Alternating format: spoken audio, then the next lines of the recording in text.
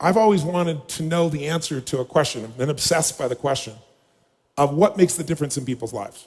I was not popular in school. I loved people. So I was passionate about figuring out what's the difference in people. Why is it that some people are given everything? The type, they really do have parents that love them, that are there for them. They have tremendous educational background. They have all the economic resources, and they end up spending their life going in and out of a rehab. They had all the resources. And then you meet somebody who's been, abused, or no one's been there for them, or they've been physically abused or sexually abused, or the worst things you could possibly happen to a human being.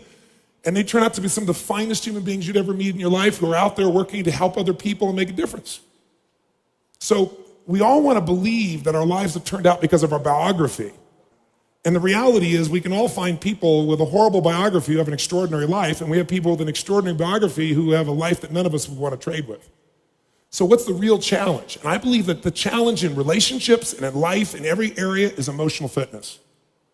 That it starts with how emotionally fit you are in a relationship. And there are patterns that make people emotionally unfit. There are patterns that make people frustrated. There are patterns that make people depressed. There are patterns that make people angry. There are patterns that make people feel sorry for themselves. And there are also patterns that make people compassionate, playful, physically passionate, emotionally strong. There are different patterns, and they stand out to you when you've been around that many people. So I've had now 50 million people get my books and tapes, but I've been with 3 million people face-to-face from 80 countries. And when you're around those many people, the pattern becomes clear. And I've been able to use those patterns, and that's what I want to kind of expose you to tonight. And frankly, I think these patterns are common sense. But how many of you notice that common sense is not too common? Everybody's like, oh yeah, that's simple. But a lot of people say, I know this stuff. Well, if you're not doing it, you don't know it. You understand it. And understanding and $3 will almost get you a cup of Starbucks these days, It's really nice to understand things, but that doesn't change anything. You got to get in your body and actually do it. But I've learned enough of these patterns that now, over the last 20 years or so, of the 30 years of my career, I'm the guy that gets the call when the fire starts. When the athlete is burning down on national television and something's got to be done right now to turn them around. And, I either get them or I don't. And for 30 years, I've gotten them. That's how I've built my reputation. And that you've got to produce results right now. And I'm able to do that because of an understanding of these need structures I'm going to talk to you about. Or I get the call when the child is going to commit suicide, or the adult. And in 30 years, knock on wood, I've never lost one suicide in 30 years. That doesn't mean I won't someday, but I never have, not one single time out of the thousands of suicide attempts. And it's again because of understanding these needs I'm going to talk to you about. I get the phone call, in the middle of the night, true story, and it's the President of the United States saying, Tony, they're going to impeach me in the morning. What should I do? And I say, could you have called me sooner? True story, So in the experience of looking to make those changes and looking at how to change, same thing in relationships, couples that are gone, the films that I wanted to make with Chloe, I said, let's not make films with couples that have troubles. Let's make couples that look like they've gone beyond the edge. By anybody's estimate, there's no way to turn it around. Because by that extreme, when someone watches the film, they look at their own life and they go, oh my God, these people can do it. And they did here, I could do it too. That's the contrast we want. But the basis of all that I do comes down to knowing that the difference in your life, your relationship, your physical life, your emotional life, any aspect of your life comes down to this sense of psychological strength or emotional fitness. And what I mean by that is this. Discipline never works long term. Never. What works is when you become addicted to something positively new. You trade one addiction for another. When you shift from having to doing something to wanting to do something. So our focus is how to make that happen. But I'd say this to you. If you want to change a relationship, the number one thing you have to do is master your own emotions. If you don't do that, forget it. There's no hope. And what's wonderful, though, is it's easy to do if you know how. But none of us have been taught really emotional leadership. Emotional management is the very minimum, much less how to direct and shape ourselves. I don't mean faking your emotions. I don't mean pushing them down. I don't believe in positive thinking, although you may think that from watching some of the media coverage. I am not into positive thinking. I'm not here tonight to tell you to go to your garden and say, there's no weeds, there's no weeds, there's no weeds, there's no weeds. I'm very clear that I believe that life is about leadership and being truthful to yourself. And so I believe, number one, that the mandate for any great relationship and the mandate for anybody to lead their own life and not be a follower is you got to see things as they are, but not worse than they are. Because that's where most people go. That's where they go in relationship. That's why they start to tear it down. That's why the relationship starts to break down, because people get scared when it isn't working out. and then they make it worse than it is so they don't have to try. Because they don't want to try again and be disappointed. They don't want to feel that sense of rejection. They don't want to feel that sense of failure. So most people make it much worse than it is. People tell me all the time, oh, I'm skeptical or I'm pessimistic. I said, no, you're gutless. It takes no guts, it takes no courage to be a pessimist, to say it's not going to work, to try to find out what's wrong. What's wrong is always available. It's always what's right. So I'm not into positive thinking, but I am into intelligence. And intelligence says, see it as it is, don't make it worse than it is. I mean, people all the time say, my problem is I'm big bone. No, you're freaking fat. Tell the truth. You know, what is this big bone story? You know, the only way it gets better is if you can see it as it is. Don't make it worse than it is. Don't try and make it so it's impossible to change. That's not true. It's not true at all. The second mandate, I think, to changing anything in your life, to leading your life, is once you see it as it is, not worse than it is, then you got to see it better than it is. Because that's the thing that's missing for most relationships. There's no vision. I mean, without a vision, in the Bible it says people what? Perish. And when a relationship has no vision for greater than where they are, that relationship is going downhill, if not destroyed. I believe that every relationship, every part of life, every part of a human being needs a compelling future. If the future is not more compelling than today could be tough, but if the future is compelling, we can get there. And that's what every leader does. And every one of you in this room, and I know some of you are here, I guess, from the general public as well, just for your own relationships, I really acknowledge you for. But I know that you're from the military here, I know the therapists here, people from all walks of life, you're all leaders. What's your job? To lead. Your job is to help people see it as it is, not worse than it is. What's your job? Help them create a compelling future. See it better than it is, so there's a reason to give my all again.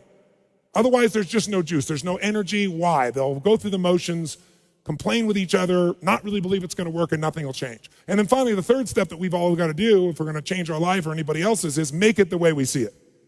And that's where strategy comes in. I try to take things that are complex and make them as simple as possible. I've noticed most people in the psychological world try to make it as complex as humanly possible. Because it makes us feel so sophisticated when we can talk with all these complex words and elements and so forth, and we can really, we got our degrees and we're somebody. But you know what? That doesn't help anybody. So I look for a nickel word to get to the heart of something. I'm trying to take something complex and make it simple so that people really will apply it. And that's the focus here. I'm talking about love and passion. Remember when we talked about this the other day? I said, think about a relationship where you have unbelievable love for this person and you constantly are starving, hungry for each other intimately as well. Make the sound of what that sounds like in your body when you have love and passion. Go nice and loud, come on. Oh, come on, has it been that long? Make the sound of a relationship where there's lots of love but not enough passion. Make that sound. See, when you talk about a relationship with love but not enough passion, it doesn't seem like that big a deal. But sound is a great way to calibrate what's really happening in your nervous system.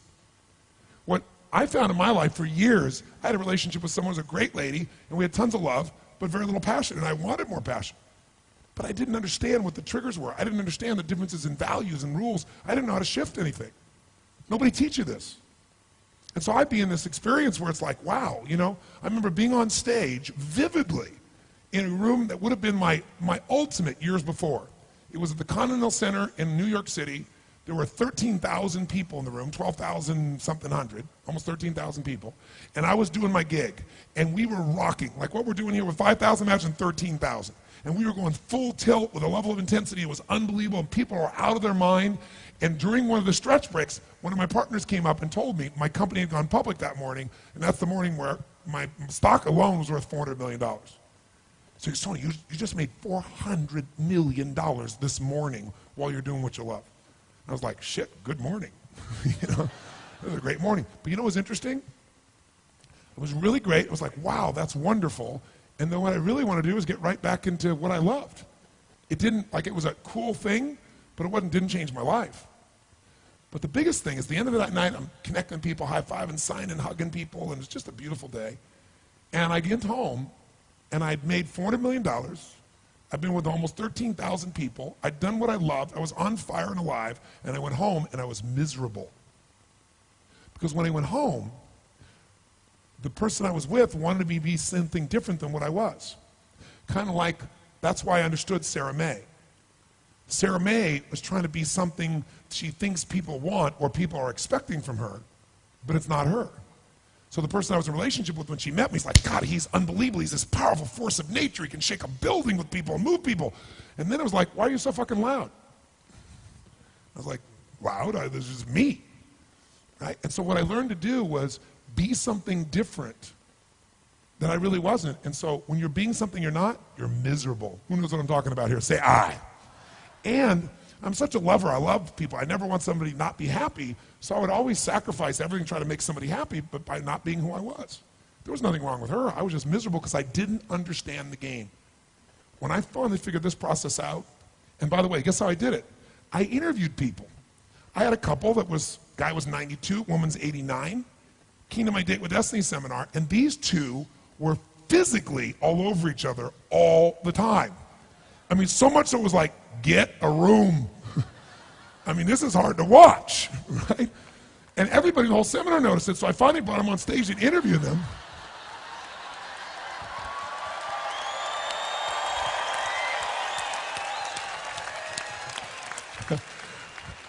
Shit, they're young punks in their 60s.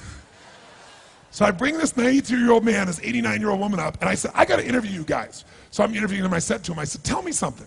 I said, you two seem to not just love each other, you love each other. And they went, oh yeah. I mean, you're rather physical, aren't you? They said, oh yes, we love everything. We love to be together. I said, and you guys have intimate relations? Oh yes, every day. Every day? Sometimes several times a day, the woman says. No exaggeration. And they were so adorable, and they were all of each other, hugging each other, grabbing each other, touching each other. And I said to him, I said, okay, there are a lot of people that think when you're together 3, 4, 5, 10 years, there's nothing new. They said, nothing new. They just aren't being flexible enough. They're not trying new things. I said, well, tell me something. What's your belief about, how do you stay intimate? The woman says, well, you can't just talk. You got to touch. And she said, touch lots of things. And she's so adorable. And so I said, so you guys have this passion all the time? Yeah. And I said, what's your belief? And he said, well, we believe that it's never boring because we believe there's nothing ugly between two people who love each other, nothing dirty between two people who love each other. She said, yeah, here's our rule. We try anything once, and if we like it, we do it again. So I spent 5 years interviewing people who've been together 20, 30, 40, 50 years, and they don't just have love, they have passion. They're not hanging out, they love each other, and it changed the game for me. And the biggest change in my life, I would give up everything in my life without no exaggeration, no hyperbole, everything I've ever learned, everything I've ever done for the relationship I have with my sage. She has been I'd die for this woman, no exaggeration, but I couldn't have gotten to that place if I hadn't been through all those other places first. And the gift that I've got in that area is a gift you deserve. And anybody can have it. You could be with somebody together for 10 years and you could reignite it because you just didn't know the triggers. Or some of you may find that you're in a relationship where truthfully you are nothing in common. You're just scared shitless to end it because you're afraid of being alone. But there's a way to do this in a way where things can be elegant, but you can be free and you can bring to your life what you deserve. I tell people one thing. If you're not happy in your intimate relationship, you're not fucking happy. Because I don't give a shit how hard you work. I don't care how much money you make, how many trophies you get. In the end, if you don't have that aliveness and passion, a part of you is dead inside. And it doesn't have to be that way. And I got to tell you something. Some of you may have seen some of the films of the people I've turned around who hate each other, want to kill each other, been together forever, have no attraction. And we don't just change them in that moment. We follow up. You see them a year later, 2 years later, 5 years later. They never go back because we rewire it. And Date with Destiny. Oh, I got some people who graduate Date with Destiny. Wow. Some grads of Date with Destiny here. Date with Destiny is that program I described this morning when I was talking about Dickens and I talked about going to Fiji and I had that process of coming up with that process. Well, I turned that into a 5.5 day process that what Date with Destiny does is it basically, we worked our tail off here. You gotta use a lot of physical energy to deal with your beliefs. Your values, you'll never get through with physical energy. You have to know, it's almost like a puzzle. You have to know exactly what thing triggers what feeling, triggers what emotion. And until you know that, you're at the effect of everything in your life. What Date with Destiny does is it helps you get a plan for your life. Not a plan like scribbling it out, I have to live a certain way, but you begin to see how to take the different parts of you that have inner conflicts and align those parts so you're pulled exactly where you want to go. It is by far the most powerful thing I do, bar none. And the experience in those 5.5 days is like nothing you've experienced in your life, because you're going to discover and basically learn how to trigger everything that controls every thought, every feeling, emotion in your life. And after about 4.5 days of doing this, where you now have complete mastery over your own life, then we bring an intimate relationship into it.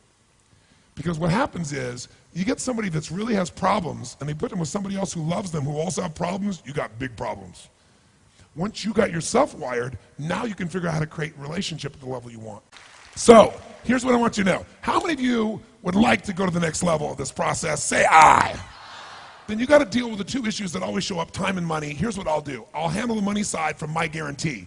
You can go to anything I teach, half of it, if in your judgment it isn't the best frickin' thing you've ever done in your life, so you don't have to wonder, like, is his weekend the most he can do?